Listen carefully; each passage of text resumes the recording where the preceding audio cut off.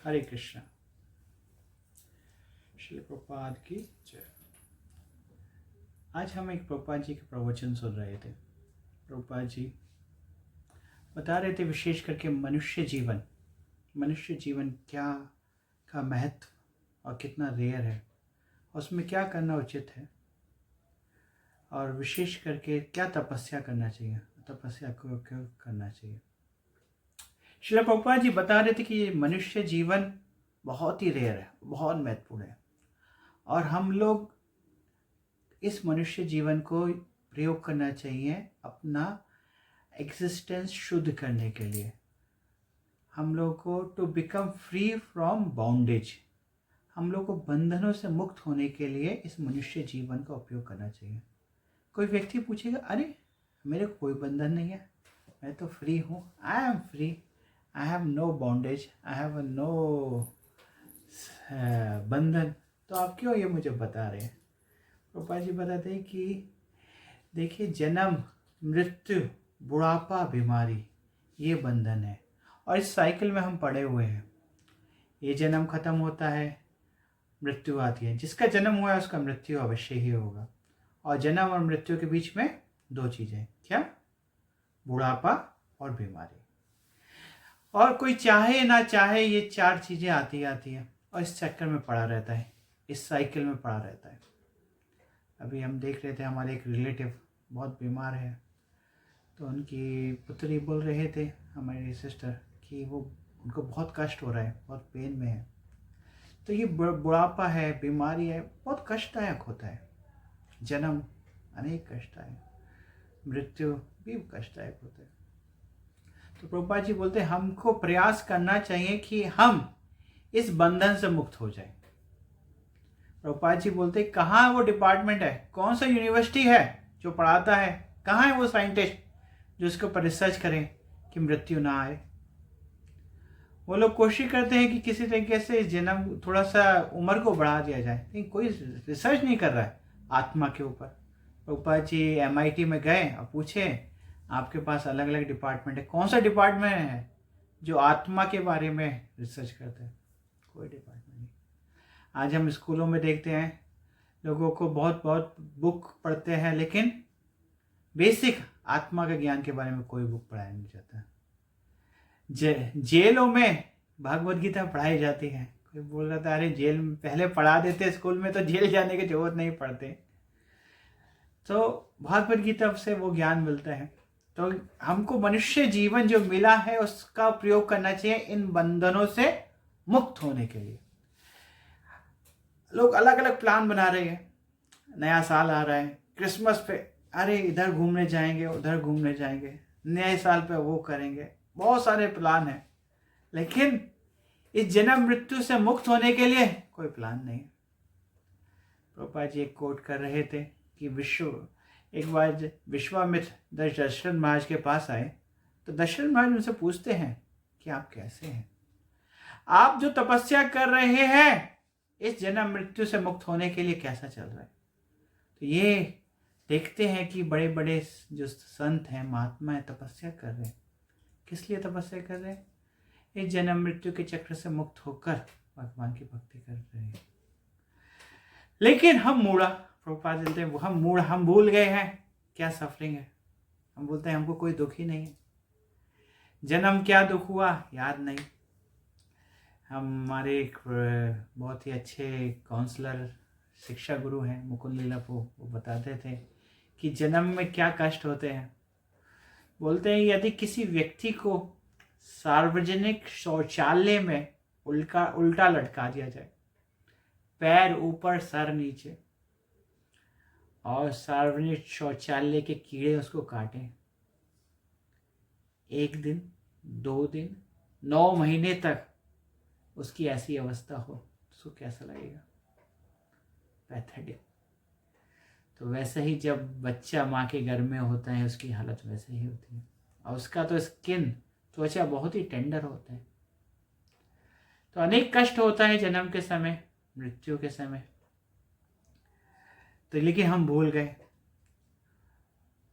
और बोलते हैं शास्त्र की जब मृत्यु आती है तो फिर 20,000 बिच्छू जैसे डंक मारे वैसा कष्ट होता है। और उसके बीच में बुढ़ापा और बीमारी तो चलते ही रहते हैं, वो कष्ट आते ही रहते हैं।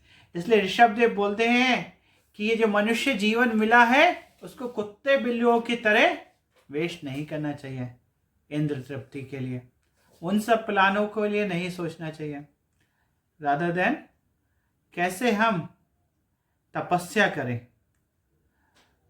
हम देखते हैं प्रहलाद महाराज की शिक्षाओं में भी, प्रहलाद महाराज जब अपने सहपाठियों को उपदेश दे रहे थे, बोलते थे कि मनुष्य जन्म दुर्लभम, ये मनुष्य जन्म जो है बहुत दुर्लभ है, तदपि अध्रुवम अर्थदम, वो अध्रुवम है, कभी भी चला जा सकता है, लेकिन बहुत मीनिंगफुल है, क्योंकि मनुष्य जीवन में ही एक जीवात्मा भगवान की भक्ति कर सकते हैं, भगवान को समझ सकते हैं, शास्त्र पढ़ सकते हैं और तपस्या कर सकते हैं।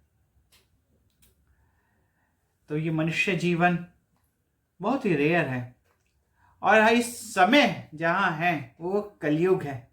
बोलते हैं कलेर दोषे निधे राशन, जो कली है वो दोषों की निधि है, ओशियन ऑफ द फॉल्ट्स। पापा जी एग्जाम्पल दे रहे थे, अगर किसी व्यक्ति के शरीर पर, पूरे शरीर पर घाव हो जाए तो क्या करना चाहिए, वैसे ही कलयुग है पूरा का पूरा दोषों से भरा हुआ है, उसको उसके लिए महावदन्या है।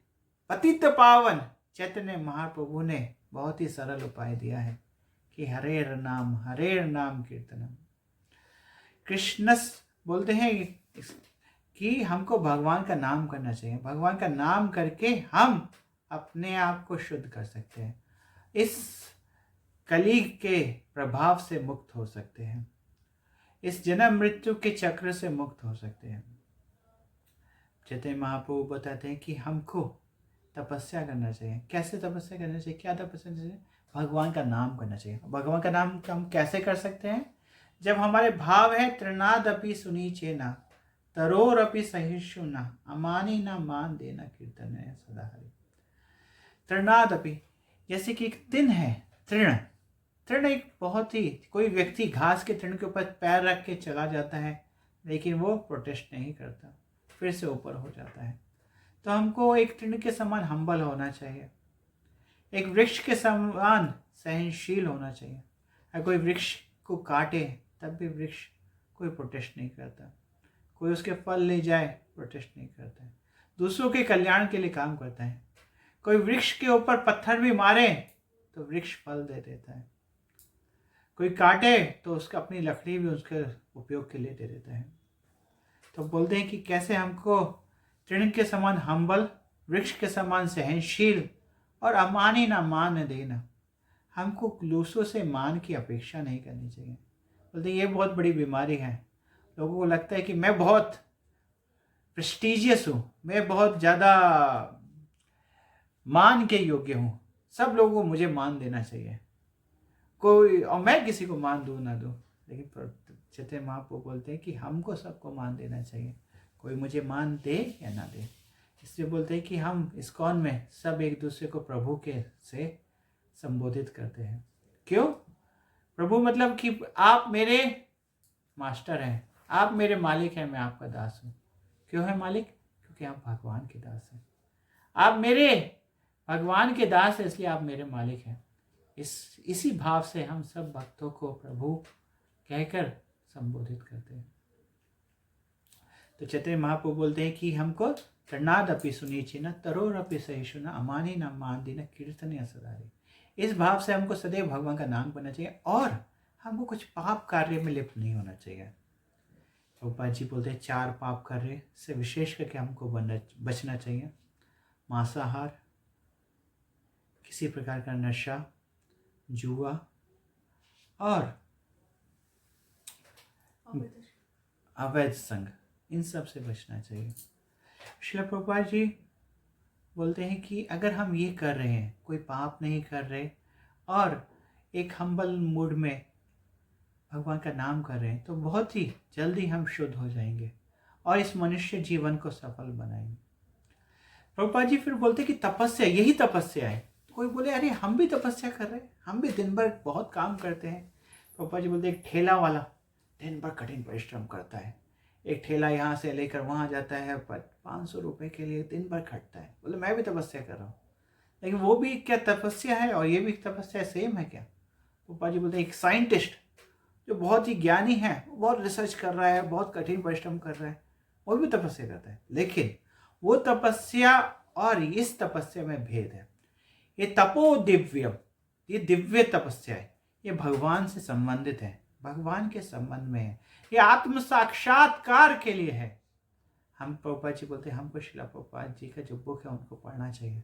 वो केवल वितरण के लिए नहीं, प्रतिदिन 2 से 3 घंटे, कितने 2 से 3 घंटे हमको प्रभुपाद जी का बुक्स पढ़ना चाहिए। अगर हम ऐसा करते हैं तो ये तपस्या है। और हम प्रभुपाद जी बोलते हैं कि हम प्रभुपाद जी के नियमों का पालन करें, प्रभुपाद जी का बुक को पढ़ें। और जैसे मंदिर है, मंदिर में भगवान के विग्रहों का दर्शन करें, और मंदिर में भगवान सब जगह हैं, मंदिर को शुद्ध रखें, साफ रखें, अपने आप को साफ रखें, विग्रहों की सेवा करें। इस भाव से हम करेंगे तो हम शुद्ध हो जाएंगे। एक एग्जाम्पल और देते प्रभुपाद जी, कैसे भगवान मंदिर में सर्वत्र है और भगवान का धाम अभिन्न है। बोलते जब अक्रूर वृंदावन जा रहे थे तो कैसे वो वृंदावन में जा रहे थे, क्या भाव था। वो वृंदावन में जा रहे थे, बार बार ओबेसेंसेस ऑफर कर रहे थे, जहाँ जहाँ भगवान के चरण चिन्ह उनको देख रहे थे ओबेसेंस ऑफर कर रहे थे, प्रणाम कर रहे थे। वो यही भाव, क्योंकि वो उनको भगवान का स्मरण हो रहा था। तो भगवान का धाम, भगवान का नाम, भगवान के आदेश भगवान से अभिन्न है। भगवान के भक्त, उन सबको हमको ऐसे ही आदर करना चाहिए जैसे हम भगवान को आदर कर रहे हैं। इस भाव से हमको तपस्या करना चाहिए और इस मनुष्य जीवन को सफल बनाना चाहिए। हम आपसे प्रार्थना करते हैं कि आप हमको आशीर्वाद दीजिए कि हम इस मनुष्य जीवन को सदुपयोग करें, इस बंधन से मुक्त हो जाएं और बाय तपस्या करके श्रील प्रभुपाद जी का बुकों का अध्ययन करें, उनका वितरण करें, उनका प्रचार प्रसार करें। एक कैसे, एक हम्बल मूड में, एक तृण के समान हम्बल मूड में, एक वृक्ष के समान धैर्यवान होकर, कभी भी किसी से मान की आशा ना करके सबको मान देते हुए, इस भाव से हम श्रील प्रभुपाद जी के ने जो ज्ञान दिया है उसको अपने जीवन में ग्रहण करें। यही आप लोगों से आशीर्वाद की आशा करते हैं। श्रील प्रभुपाद की जय।